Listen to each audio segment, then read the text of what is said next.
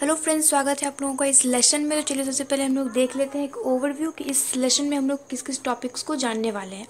सबसे पहले हम लोग जानेंगे कमेंट के बारे में कि कमेंट क्या होता है। फिर हम लोग जानेंगे टाइप्स ऑफ कमेंट, कमेंट कितने टाइप का होता है। फिर हम लोग जानेंगे स्कैप सीक्वेंस कैरेक्टर्स के बारे में। और स्कैप सीक्वेंस कैरेक्टर के कॉन्सेप्ट को अच्छे से जान पाएँ इसलिए हम लोग इस पर बेस्ड कुछ प्रोग्राम्स बनाएंगे। ठीक है, तो चलिए सबसे पहले हम लोग जानते हैं कि कमेंट क्या होता है। A comment is a statement of application that appear but it doesn't compile and execute। आपके प्रोग्राम में ऐसे स्टेटमेंट जो दिखाई तो देते हैं पर ना ही वो कंपाइल्ड होते हैं ना ही एग्जीक्यूट करते हैं, ऐसे स्टेटमेंट्स को हम लोग बोलेंगे कमेंट। ठीक है, और कमेंट हम लोग दो तरीके से कर सकते हैं, सिंगल लाइन कमेंट कर सकते हैं, मल्टीपल लाइन कमेंट कर सकते हैं। चलिए सबसे पहले देखते हैं कि सिंगल लाइन कमेंट कैसे करेंगे। सिंगल लाइन कमेंट करने के लिए हम उस स्टेटमेंट को जिसे कमेंट करना चाहते हैं उसे डबल फॉरवर्ड स्लैश से प्रोसीड करेंगे। जब हम कोई भी स्टेटमेंट को डबल फॉरवर्ड स्लैश से प्रोसीड करेंगे तो वो ना ही कंपाइल्ड होगा और ना ही एग्जीक्यूट होगा, वो क्या बन जाएगा, ये कमेंट बन जाएगा। तो इस तरह से हमारा इस प्रोग्राम में अगर हम लोग देखें तो हमारा आउटपुट क्या आएगा, सिर्फ वेलकम आएगा, क्योंकि ये वाला स्टेटमेंट हमारा कमेंट बन चुका है। ठीक है, हम लोग देखते हैं कि मल्टीपल लाइन कमेंट क्या होता है। जब हम लोग चाहेंगे मोर देन वन स्टेटमेंट्स को एक ही बार में कमेंट करना, तो ऐसे में हम लोग क्या करेंगे, मल्टीपल लाइन कमेंट करेंगे। जिस भी स्टेटमेंट से हम लोग स्टार्ट करना चाहेंगे कमेंट, उस स्टेटमेंट को हम लोग प्रोसीड करेंगे एक फॉरवर्ड स्लैश से और फिर एस्टिक से, और फिर जहाँ एंड करना चाहेंगे वहाँ पहले एस्टिक फिर एक फॉरवर्ड स्लैश डालेंगे। ठीक इस तरह जैसे इस प्रोग्राम में मैं चाह रही हूँ कि सिर्फ ऑल गुड प्रिंट हो, ये जो स्टेटमेंट्स हो ये कमेंट बन जाए। तो ये सारे स्टेटमेंट्स को कमेंट बनाने के लिए मैंने क्या किया है, यहाँ पे इस तरह से इसको स्टार्टिंग में एक फॉरवर्ड स्लैश फिर एस्टिक, और फिर जब मैंने ख़त्म करना चाहा जिस लाइन के बाद वहाँ पे एक एस्टिक फिर एक फॉरवर्ड स्लैश डाल दिया। तो ऐसे में क्या होगा, इतना दूर का स्टेटमेंट जो है वो कमेंट बन चुका है। तुम्हारा आउटपुट सिर्फ और सिर्फ क्या आएगा, ऑल गुड। हम लोग देखते हैं कि स्कैप सीक्वेंस कैरेक्टर क्या होता है। जब कोई कैरेक्टर को हम लोग एक बैक स्लैश से प्रोसीड करेंगे तो वो कैरेक्टर जो बनेगा वो बन जाएगा स्कैप सीक्वेंस कैरेक्टर। स्कैप सीक्वेंस कैरेक्टर को हम लोग स्पेशल कैरेक्टर भी बोलते हैं क्योंकि वो हमेशा दो कैरेक्टर से मिलके बना होता है। वो भले ही दो कैरेक्टर से मिलके बना होता है पर वो इंटरनली ट्रीटेड होता है सिंगल कैरेक्टर के जैसा है। और हम लोग स्कैप सीक्वेंस कैरेक्टर का यूज़ करते हैं आउटपुट फॉर्मेट को चेंज करने के लिए। ठीक है, कुछ इंपॉर्टेंट स्कैप सीक्वेंस कैरेक्टर्स हैं जो हम लोग यहाँ पे देख रहे हैं और फिर इस पे बेस्ड हम लोग कुछ प्रोग्राम्स करेंगे। सबसे पहला बैकस्लैश एन।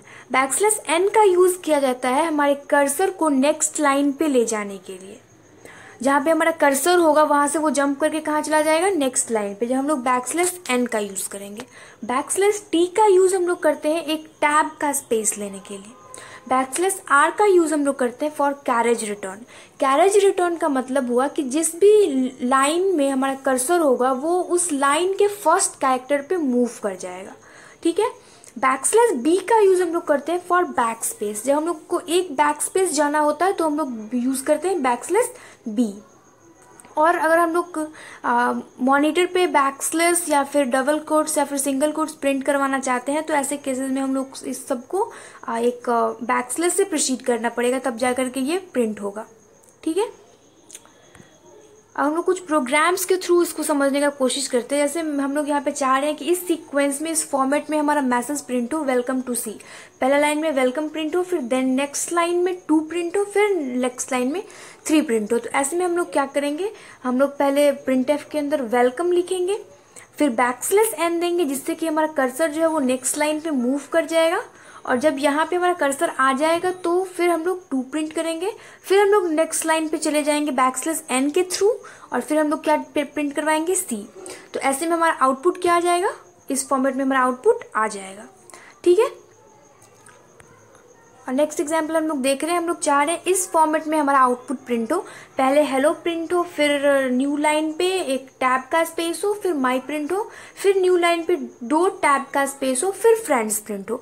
तो ऐसे में हम लोग क्या करेंगे, सबसे पहले हेलो लिखेंगे, फिर बैकस्लैश एन के थ्रू न्यू लाइन पे जंप करेगा कर्सर, फिर बैकस्लैश टी के थ्रू एक टैब का स्पेस मिलेगा, फिर माई प्रिंट होगा और फिर इसी तरह बैकस्लैश एन से नीचे जाएंगे और फिर डबल बैकस्लैश डी से 2 टैब का स्पेस लेके हम लोग क्या प्रिंट करवाएंगे, फ्रेंड्स प्रिंट करवाएंगे। ठीक है, तो इस तरह से हमारा आउटपुट क्या आ जाएगा, इस फॉर्मेट में हमारा आउटपुट आ जाएगा। ओके, और एक एग्जाम्पल देखते हैं हम लोग। जब हम लोग चाहेंगे कि हमारा आउटपुट इस टाइप से आए, honesty is the best policy, honesty है सिंगल कोट्स के अंदर और पॉलिसी है डबल कोट्स के अंदर।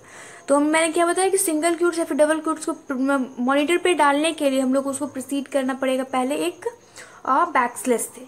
ठीक है, तो यहाँ पे हम लोग बैकस्लैश डालेंगे, उसके बाद हम लोग सिंगल कोट्स देंगे, तब जाकर के एक सिंगल कोट्स हमारा प्रिंट होगा मॉनिटर पे। ठीक है, फिर हम लोग यहाँ पे एक प्रिंट होगा, फिर ऑनेस्टी चाहिए, फिर हमारा दूसरा सिंगल कोट्स चाहिए, तो यहाँ पे फिर हम लोगों को प्रोसीड करना पड़ेगा, फिर इज द बेस्ट प्रिंट होगा, और फिर डबल कोट्स चाहिए हम लोग को, तो इसके लिए भी इसे हम लोग प्रोसीड करेंगे बैकस्लैश से, और फिर यहाँ पे भी हम लोग उसको प्रोसीड करेंगे बैकस्लैश से। तो इस तरह से हमारा आउटपुट फिर ये आ पाएगा।